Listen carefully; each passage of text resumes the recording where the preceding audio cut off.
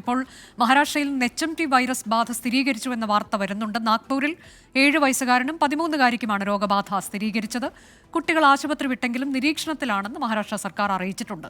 ശ്രീനാഥ് ചന്ദ്രൻ വിവരങ്ങളുമായി. ശ്രീനാഥ്, ഇതിനോടകം തന്നെ മറ്റ് 4 സംസ്ഥാനങ്ങളിൽ HMT വൈറസ് സ്ഥിരീകരിച്ചിട്ടുള്ളതാണ്. ഇപ്പോൾ മഹാരാഷ്ട്രയിൽ നിന്ന് കൂടി വരുന്നു. എല്ലാം കുട്ടികൾക്കാണ് എന്നതാണ് സർക്കാർ അറിയിച്ചത്. എന്താണ്? തീർച്ചയായും കഴിഞ്ഞ ദിവസങ്ങളിൽ ഏതാനും മാസങ്ങൾ മാത്രം പ്രായമുള്ള കുട്ടികൾക്കാണ് രോഗം സ്ഥിരീകരിച്ചെങ്കിൽ നാഗ്പൂരിൽ ഇന്നിപ്പോൾ രോഗം സ്ഥിരീകരിക്കുന്ന കുട്ടികൾക്ക് വയസ്സ് 7ഉം 13ഉം ഒക്കെയാണ്. ഈ കുട്ടികൾ യഥാർത്ഥത്തിൽ പരിശോധന നടത്തിയത് ഇന്നോ ഇന്നലെയോ അല്ല. ജനുവരി 3-ാം തീയതിയാണ് ഈ കുട്ടികളിൽ പരിശോധന നടത്തിയത്. സാമ്പിൾ എടുത്ത് സ്വകാര്യ ആശുപത്രിയിൽ പരിശോധന നടത്തി. ഇത് HMV വൈറസാണ് എന്ന കാര്യത്തിൽ ഒരു സ്ഥിരീകരണവും ഉണ്ടായി.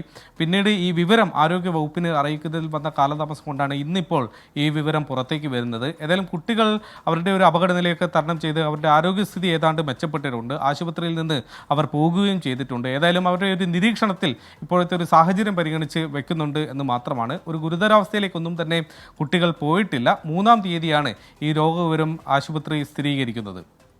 മഹാരാഷ്ട്രയിലും HMP വൈറസ് ബാധ കുട്ടികൾക്കാണ് രോഗം സ്ഥിരീകരിച്ചത്. നിരീക്ഷണത്തിലാണെന്നതാണ് സർക്കാർ അറിയിച്ചത്.